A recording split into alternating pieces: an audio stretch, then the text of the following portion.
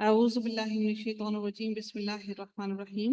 آیت نمبر 69 سے آغاز ہوتا ہے۔ اللہ تعالیٰ ارشاد فرماتے ہیں وَلَمَّا دَخَلُوا عَلَى يُوسُفَ أَوَىٰ إِلَيْهِ أَخَاهُ قَالَ إِنِّي أَنَا أَخُوكَ فَلَا تَبْتَئِسْ بِمَا كَانُوا يَعْمَلُونَ۔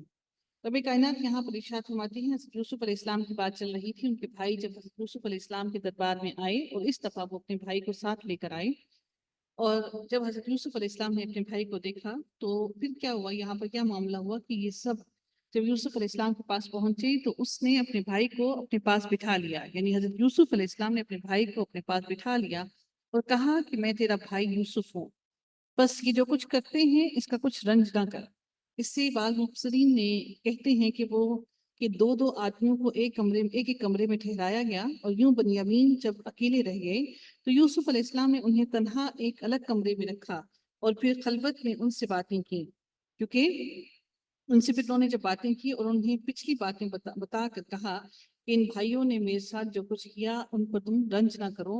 اور بعض کہتے ہیں کہ بنیامین کو روکنے کے لیے ایک ہیلا انہوں نے اختیار کرنا تھا، جس سے انہوں نے اپنے بھائی بنیامین کو پہلے سے ہی آگاہ کر دیا تھا کہ میں تمہارے ساتھ یہ کرنے والا ہوں، ٹھیک ہے۔ تو یہاں پر کہا کہ وَلَمَّا دَخَلُوا عَلَى يُوسُفَ، جب یوسف علیہ السلام اپنے بھائی کے پاس داخل ہوئے، آئے أَوَىٰ إِلَيْهِ أَخَاهُ، تو انہوں نے کہا اپنے بھائی سے کہ اے میرے بھائی، قال انی انا اخوک، بے شک میں تمہارا بھائی ہوں، فلا تبتئس، بس تم رنج نہ کرو، بما كانوا يعملون، اس بارے میں جو کہ یہ کر رہے ہیں تمہارے ساتھ، یا جو انہوں نے میرے ساتھ کیا اس بارے میں تم رنج نہ کرو۔ فلما جهزهم بجهازهم جعل السقاية في رحل أخيه، اب حضرت یوسف علیہ السلام کو تدبیری اللہ تعالیٰ نے سکھائی تھی کہ اب آپ نے ایسے کرنا ہے۔ پھر جب انہیں ان کا سامان اسباب، جب جو بھی سامان تھا ان کو پورا ٹھیک ٹھاک تول کر ان کو دے دیا، تو اپنے بھائی کے اسباب میں پانی کا پیالہ، جعل السقایہ، جو پانی کا پیالہ ہے وہ انہوں نے اس کے اندر فی رحلی، ان کے سامان کے اندر، ہی اپنے بھائی کے سامان میں انہوں نے ڈال دیا۔ اور پھر ان کی حضرت یوسف علیہ السلام کی درباریوں میں سے ہی ایک، ان کا جو ملازم تھا، اس نے پکار لگائی اور آواز دی۔ اس نے کیا کہا؟ ثم اذن مؤذن، ایک پکارنے والے نے آواز دی، اس نے کیا کہا؟ ایتھا العیر، اے قافلے والو، انکم، بے شک تم سب کے سب، لسارقون، تم سب کے سب کیا ہو؟ چور ہو۔ کیونکہ اس کو معلوم نہیں تھا کہ اس کو اس چیز کے بارے میں معلوم نہیں تھا کہ حضرت یوسف علیہ السلام کی کیا پلاننگ ہے، اس لیے اس نے بھی جھوٹ نہیں بولا، بلکہ اس نے سب کو بلا کر، سب کو آواز دے کر اس سے مخاطب کرتے ہوئے کہا کہ تم سب کے سب چور ہو۔ اور اس وقت کیا ہوا کہ یہ جو سقایا، یہ جو پیالہ ہے، یہ بعض مفسرین کہتے ہیں کہ یہ سونے کا پیالہ تھا اور یہ پانی پینے کے لیے استعمال ہوتا تھا، اور اسی سے ناپ تول بھی کیا جاتا تھا، ٹھیک ہے۔ جیسے آج کل ہم روایتی خواتین جو ہیں، جب ہم لوگوں نے چاول ناپنے ہوتے ہیں یا دالیں ناپنی ہوتی ہیں تو ہم اپنے گلاس سے ہم لوگ چاول بھی ناپ لیتے ہیں اور دالیں بھی ناپ لیتے ہیں، تو یہی معاملہ اس وقت بھی چلا آ رہا ہے، تو یہ معاملہ اس وقت سے چلا آ رہا ہے، ٹھیک ہے۔ پیمانہ بنا رکھا تھا پانی پینے کا بھی اور ناپ تول کا بھی۔ قالوا، انہوں نے کہا، یعنی حضرت یوسف علیہ السلام کے بھائیوں نے کہا، وَأَقْبَلُوا عَلَيْهِ مَاذَا تَفْقِدُونَ، کہ تم اپنے سامان میں سے، اپنی چیزوں میں سے کیا چیز ایسی ہے جو گم پاتے ہو؟ تو انہوں نے کیا آگے سے جواب کیا دیا؟ قَالُوا نَفْقِدُ صُوَاعَ الْمَلِكِ، انہوں نے آگے سے جواب دیا، حضرت یوسف علیہ السلام کے درباریوں نے کیا جواب دیا کہ ہم اپنے بادشاہ کا پیالہ گم پاتے ہیں۔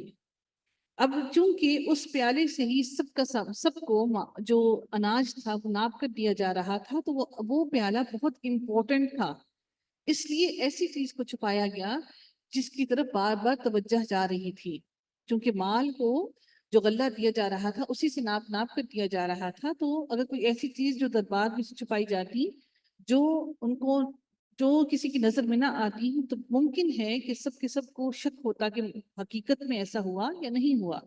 جو چیز سب کے سامنے موجود تھی کہ اس پیالے کی مدد سے سب کو غلہ دیا جا رہا ہے، اور سارے لوگوں نے، وہ ظاہر غلہ جب بانٹا جا رہا تھا، دیا جا رہا تھا، تو سب نے اپنی آنکھوں سے اس پیالے کو دیکھا بھی تھا۔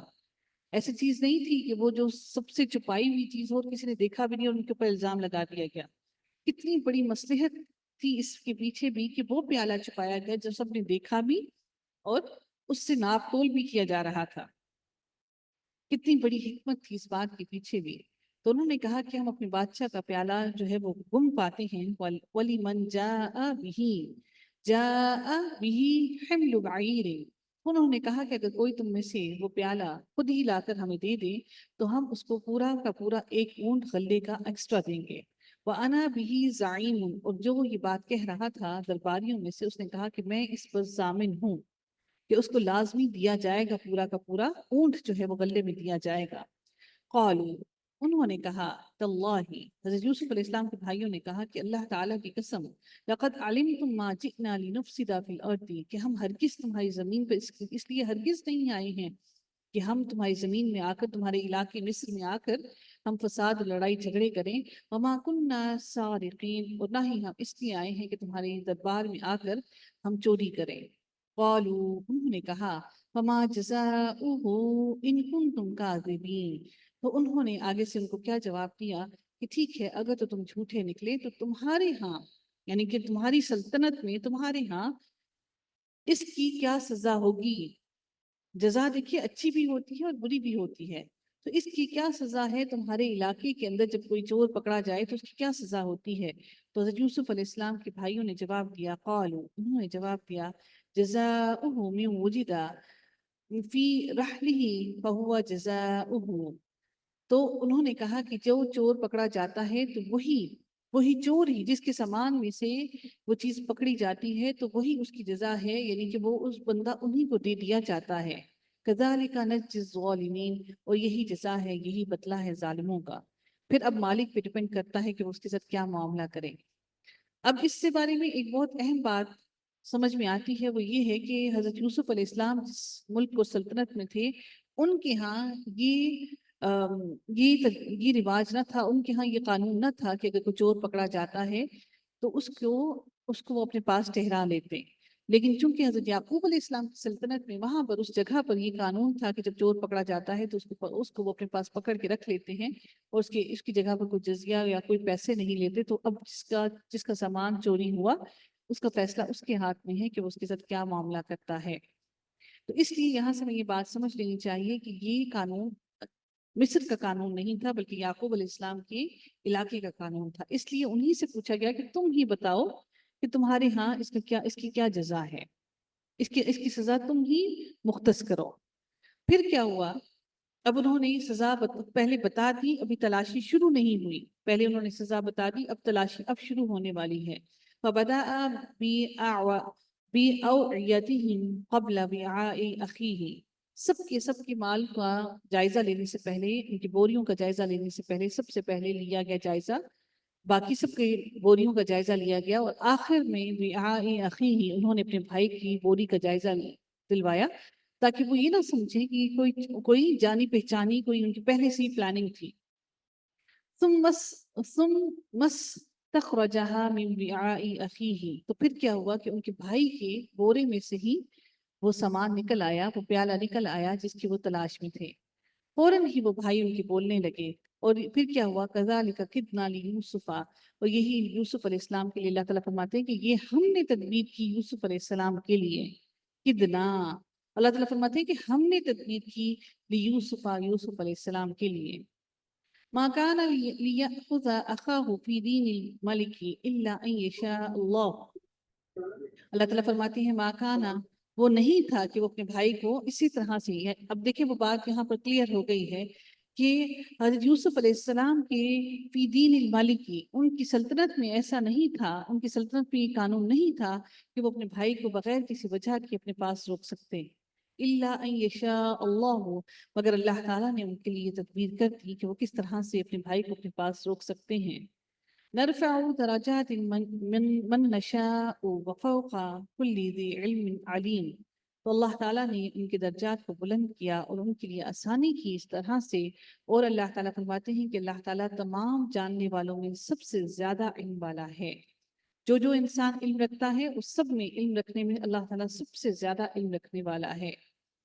قالوا، اب انہوں نے فوراً ہی وہ قابل مچاتے ہوئے بول اٹھے حضرت یوسف علیہ السلام کے بھائی یسرق فقد سرق اخن، کہ انہوں نے کہا کہ یہ یقیناً یہ چور ہی ہوگا، بلکہ اس کے بھائی نے بھی ایسے ہی اس سے پہلے چوری ہی کی تھی.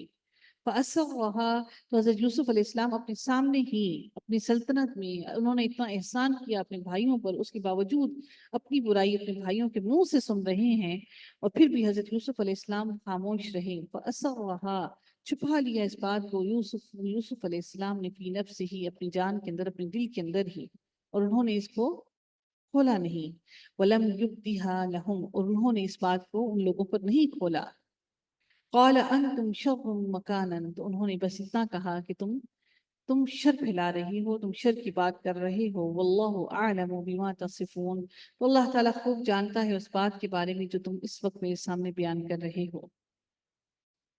اب پھر انہوں نے دوبارہ سے، اب انہیں لگا کہ یہ ہم نے کیا کر دیا، ہمیں ابھی عزیز مصر کو تھوڑا سا عزیز مصر کو ہمیں التجا کرنی چاہیے تھی کہ ہمیں اپنے بھائی کو واپس کیسے لے کے جاتے۔ ان کو ایک تھوڑی سی شرمندگی محسوس ہوئی کہ ہم پہ چوری کا الزام لگ گیا، تو اب اپنے آپ کو پاک اور اپنے آپ کو بہتر اور اچھے لوگوں میں کیسے شمار کر پائیں۔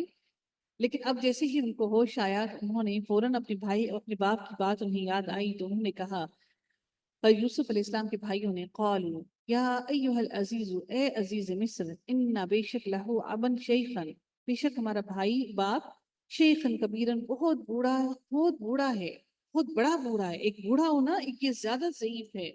فخذ احدنا مکانہ، تو ہم میں سے کسی ایک کو اپنے پاس، ہمیں اس کی جگہ پر رکھ لیجئے۔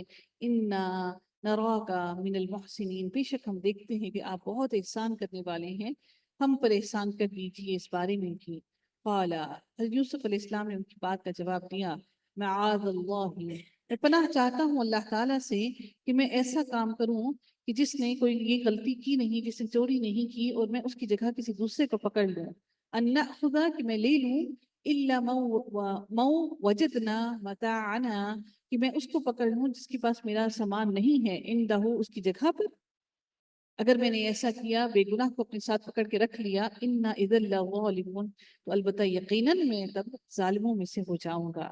تو میں ایسا ہرگز نہیں کر سکتا کہ کسی بے گناہ کو اپنے پاس، تم میں سے جب میں نے سامان میں سے میں نے اپنا مال پایا نہیں، تو میں تمہیں اپنے پاس ٹھہرا نہیں سکتا۔ کیونکہ حضرت یوسف علیہ السلام کی کا عدل بھی تو مشہور تھا نا، تو اب ایسا تو ممکن نہیں تھا کہ وہ ایسا کچھ کر کے وہ ایسا کچھ بھی کرتے، بلکہ، اور حضرت یوسف علیہ السلام نے اپنے بھائی کو ان ساری تدبیر کے بارے میں پہلے سے بیان کر دیا تھا، اس لیے وہ بھی خاموش تھے۔